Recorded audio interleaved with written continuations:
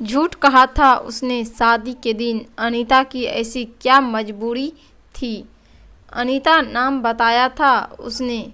उम्र करीब 40 वर्ष, सिंपल साड़ी, लंबी चोटी, चेहरे पर कोई मेकअप नहीं, आंखों में एक अजीब सा कुतूहल जो उसे खास बनाता था।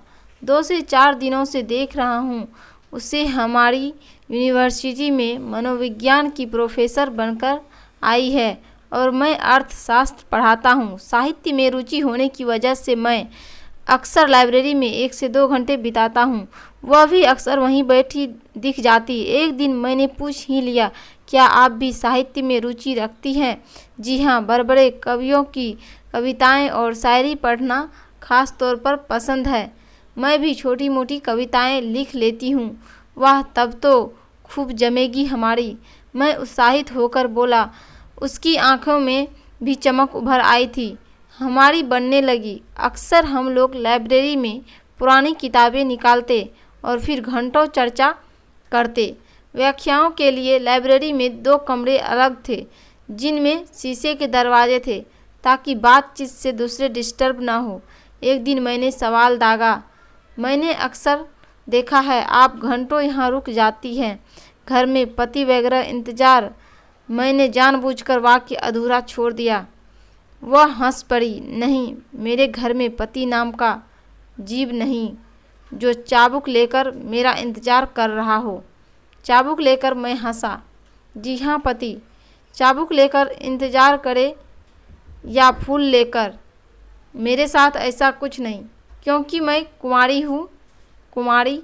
मैं चौंका और फिर कुर्सी उसके करीब खिसका ली। यानी आपने अब तक शादी नहीं की? मगर क्यों? कभी पढ़ने का जुनून रहा तो कभी पढ़ाने का। शायद एक वजह यह भी है कि आप जैसा कायदे का शख्स मुझे मिल ही नहीं। तो क्या मैं आपको मिलता और प्रपोज करता तो आप मुझे से शादी कर लेती? मैंने शरारती लहजे में कहा। सोचती तो ज़रूर। उसने भी आंखें नाचते हुए कहा। वैसे आपको बता दूं, घर में मेरा भी कोई इंतज़ार करने वाली नहीं। क्या आप भी कुंवारे हैं? कुंवारा तो नहीं, पर अकेला ज़रूर हूँ। बीवी शादी के 2 साल बाद ही एक दुर्घटना में। उप सॉरी। तो आपने दूसरी शादी क्यों नहीं की? कोई बच्चा है? हाँ, बेटा है, बेंगलुरु में पढ़ रहा है। अभी तक बीवी को नहीं भूल पाया हूँ। कहते हुए मैं उठ खड़ा हुआ। मेरी क्लास का समय हो रहा है, चलता हूँ, कह मैं चला आया। उस पल अपनी बीवी का ख्याल मुझे उद्वेलित कर गया था। मैं स्वयं को संभाल नहीं पाया था, इसलिए चला आया। मेरी संवेदनशीलता को उसने भी महसूस किया था। अगले दिन वह स्वयं ही मुझसे बात करने आ गई। बोली, आई एम सॉरी। आप वाइफ की बात करते हुए काफ़ी इमोशनल हो गए थे। हाँ, दरअसल मैं उससे बहुत प्यार करता था। उसके बाद बेटे को मैंने ही संभाला। आज वह भी मुझे से दूर है। थोड़ा दिल भर आया था, मैं समझ सकती हूँ। वैसे मुझे लग रहा है कि आप संवेदनशील होने के साथ साथ बहुत प्यारे इंसान भी हैं। मुझे इस तरह के लोग बहुत पसंद हैं। ओके, तो आप मुझे लाइक करने लगी हैं। उसकी बात का रुख अपनी फेवर में करने का प्रयास करते हुए मैं हंस पड़ा।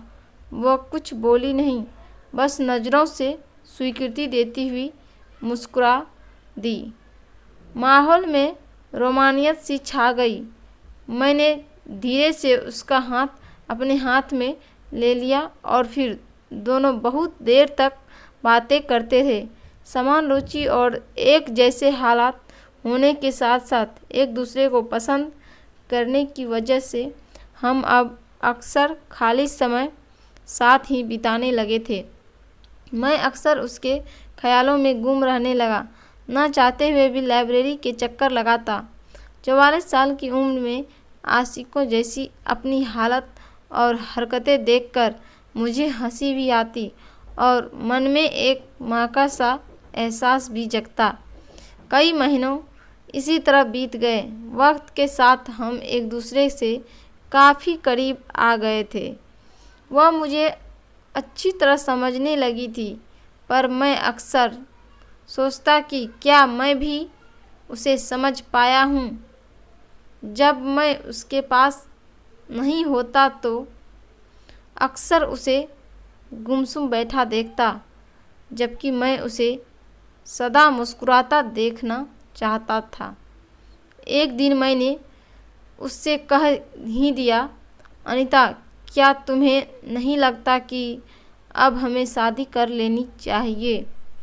तुम कहो तो तुम्हारे माता पिता से मिलने आ जाऊं। सुनकर वह एकटक मुझे देखने लगी। उसके चेहरे पर एक पल को उदासीनता सी फैल गई।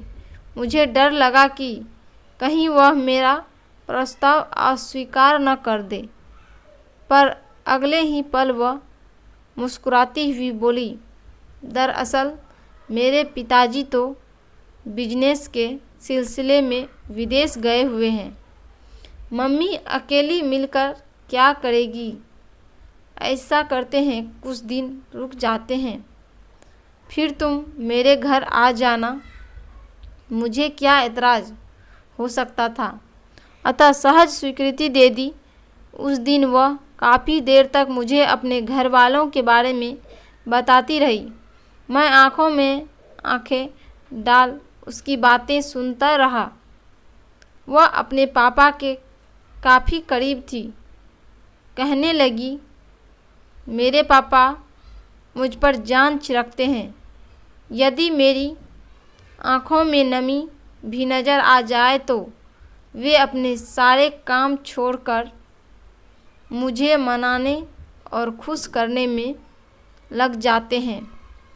जब तक मैं हंस न दूँ उन्हें चैन नहीं मिलता। अच्छा, तो तुम्हारे पापा का क्या बिजनेस करते हैं? एक्सपोर्ट इंपोर्ट का बिजनेस है। ओके, और मम्मी? मम्मी हाउस वाइफ है। घर को इतने करीने से सजाकर रखती हूँ कि तुम देखकर दंग रह जाओगे। कोई भी चीज़ इधर से उधर हो जाए तो समझ जाना कि उनके गुस्से से बच नहीं सकोगे। अच्छा, जो मुझे इस बात का ख्याल रखना पड़ेगा। मैंने मुस्कुराते हुए कहा, तो वह मेरे सीने से लग गई। मैंने देखा उसकी आंखें भर आई थी। क्या हुआ? मैंने पूछा, पर वह कुछ नहीं बोली। बहुत प्यार करती हो अपने पेरेंट्स से, तभी शादी का इरादा नहीं? मैंने कहा। मेरी बात सुनकर वह हंस पड़ी। हाँ, शायद मैं अपने पेरेंट्स को छोड़कर कहीं नहीं जाना चाहती। चिंता न करो, तुम कहोगी तो हम उन्हें भी साथ ले चलेंगे। वे हमारे साथ रहेंगे, ठीक है ना? वह कुछ नहीं बोली, बस प्यार भरी नज़रों से मुझे देखती रही। मुझे लगा जैसे उसे मेरी बात पर यकीन नहीं हो रहा, पर मैंने भी अपने मन में दृढ़ फैसला कर लिया कि अनीता के माता पिता को अपने साथ रखूँगा। आखिर उसके पेरेंट्स मेरे भी तो पेरेंट्स हैं हुए ना। पेरेंट्स के अलावा अनीता अक्सर अपने भाई और भाभी का जिक्र करती रही। उसने एक दिन विस्तार से सारी बात बताई कि उसका एक ही भाई है जो उसे बेहद प्यार करता है, मगर भाभी का स्वभाव कुछ ठीक नहीं है। भाभी ने शादी के बाद से भाई को अपने नियंत्रण में रखा हुआ है। चलो, आज मैं तुम्हारे घर वालों से मिल लेता हूँ। एक दिन फिर मैंने अनीता से कहा तो वह थोड़ी खामोश हो गई। फिर बोली, कुछ महीनों के लिए रुक जाओ, पापा के साथ मम्मी भी गई है। वैसे मैंने उनसे तुम्हारी सारी बातें शेयर की है। उन्हें इस शादी से कोई ऐतराज़ नहीं। मैंने उन्हें आपका फ़ोटो भी दिखाया है। ऐसा करते हैं नितिन, मैं तुम्हारे घर वालों से मिल लेती हूँ। मेरा बेटा भी फ़िलहाल घर पर नहीं है। मैंने कहा, यह तो बड़ी मुश्किल है, पर देखो मियाँ बीवी राजी तो क्या करेगा काजी। मतलब तुम शादी की तारीख तय करो, तब तक मम्मी पापा भी आ जाएंगे। हाँ, यह ठीक रहेगा, मगर तुम एक बार फिर सोच लो। शादी के लिए पूरी तरह तैयार हो ना? बिल्कुल, मैं तन मन धन से आपकी बनने को तैयार हूँ। अनीता ने हंसते हुए कहा तो मेरा दिल बल्लियों उछलने लगा। उस रात मैं बड़ी देर तक जागता रहा। अनीता ही मेरे ख्यालों में छाई रही। रह कर उसका चेहरा मेरी आँखों के सामने आ जाता। दिल में एक भय भी था कि कहीं उसके माता पिता तैयार नहीं हुए तो भाई भाभी ने किसी बात पर ऐतराज़ किया तो। मगर अनीता की संयम रहित हाँ ने मेरी हिम्मत बढ़ाई थी। मैंने ठीक 12 बजे अनीता को फ़ोन किया।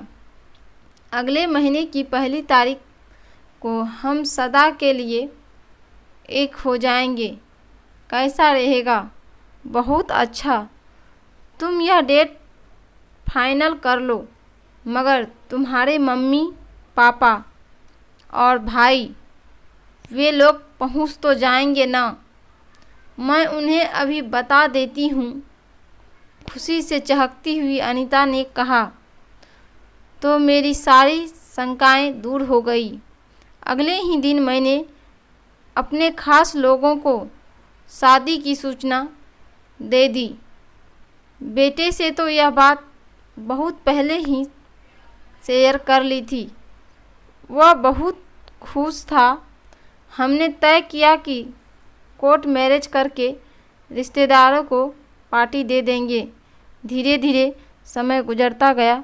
शादी का दिन करीब आ गया।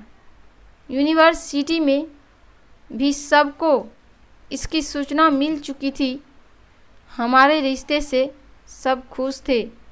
शादी से 1 सप्ताह पहले जब मैंने अनीता से उसके घर वालों के बारे में पूछा तो वह बोली कि सब आ जाएंगे।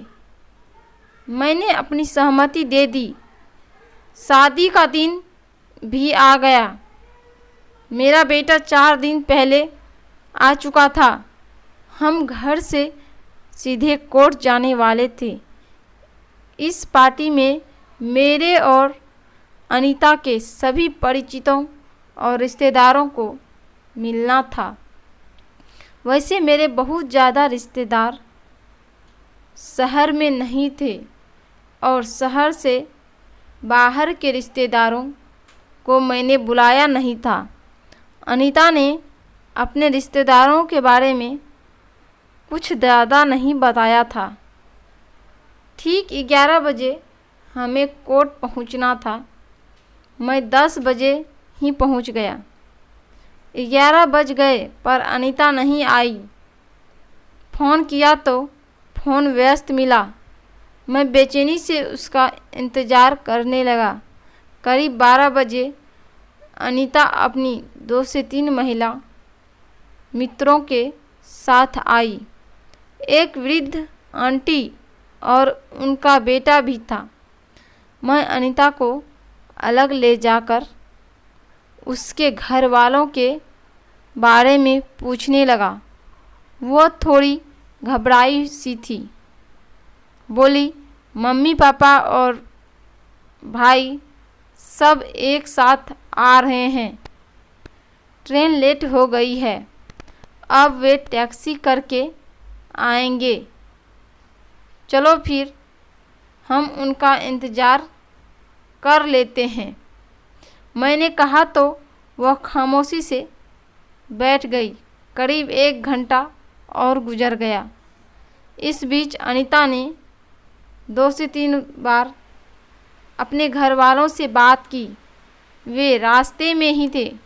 नितिन, अभी मम्मी पापा को आने में 2 से 3 घंटे और लग जाएंगे।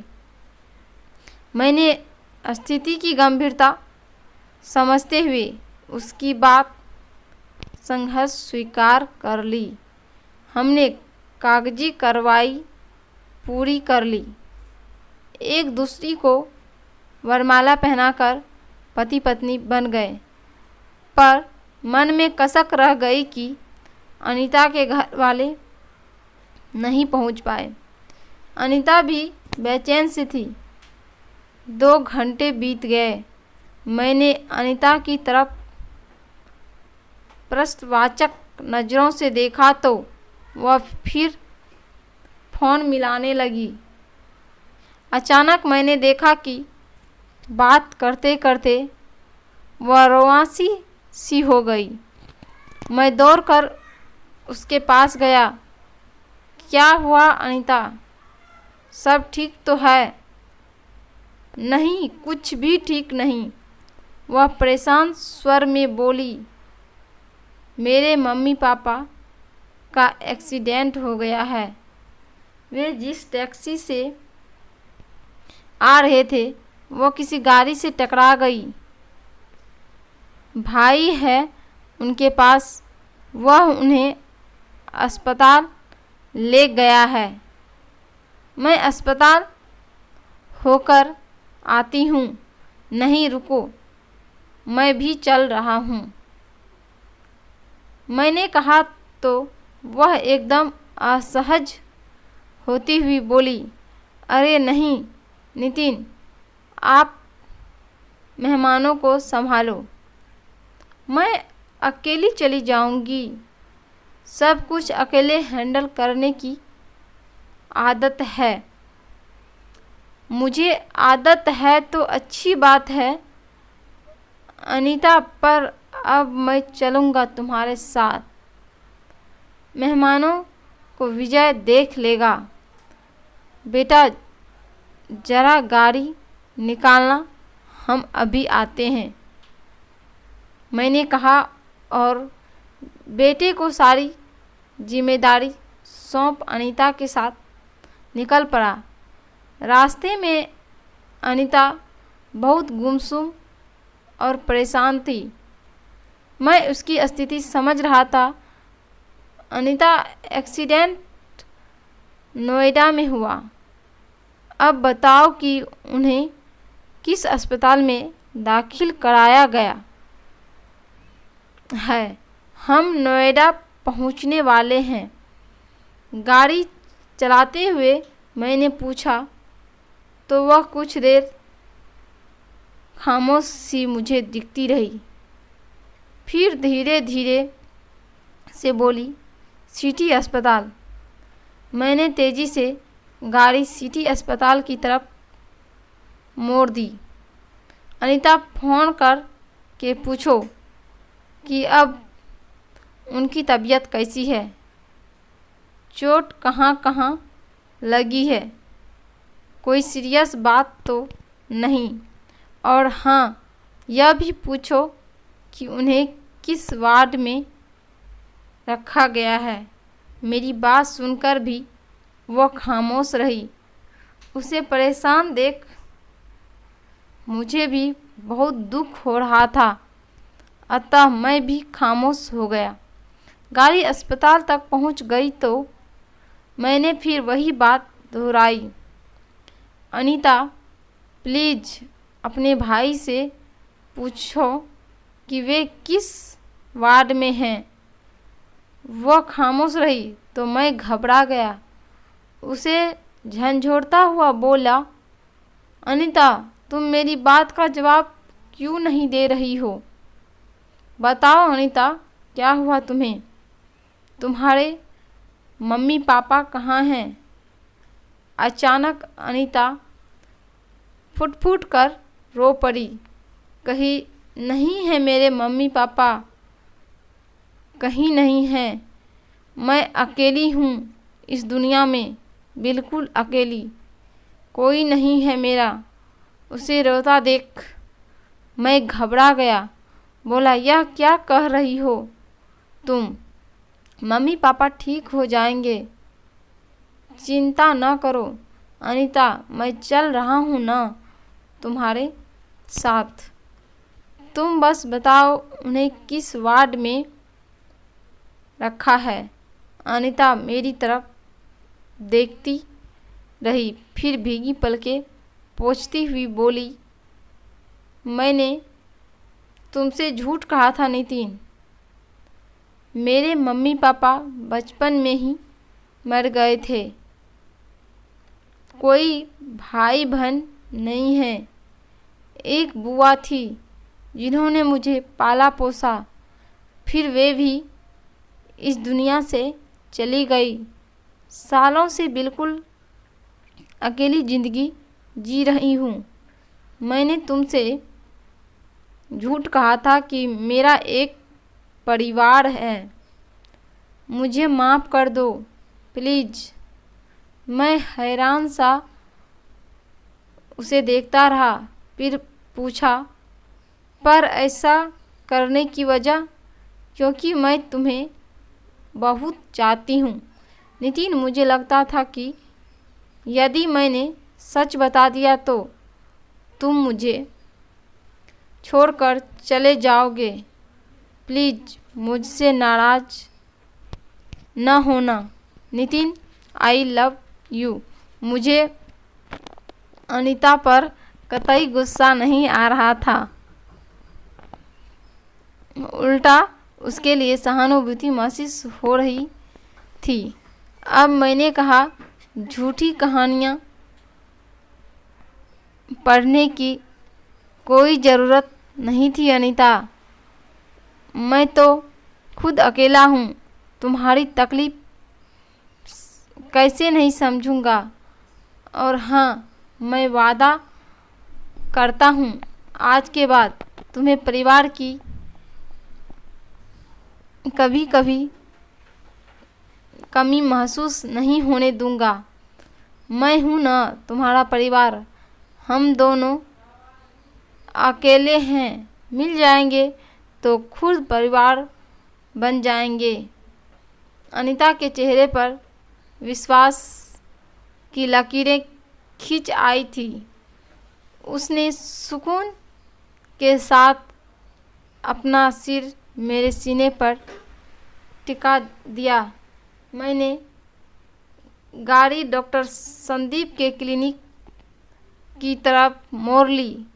वे मेरे सहपाठी और जाने माने मनोचिकित्सक हैं। यदि ज़रूरत महसूस हुई तो वे अनीता की काउंसलिंग कर उसे नई ज़िंदगी की बेहतर शुरुआत के लिए पूरी तरह तैयार कर देंगे।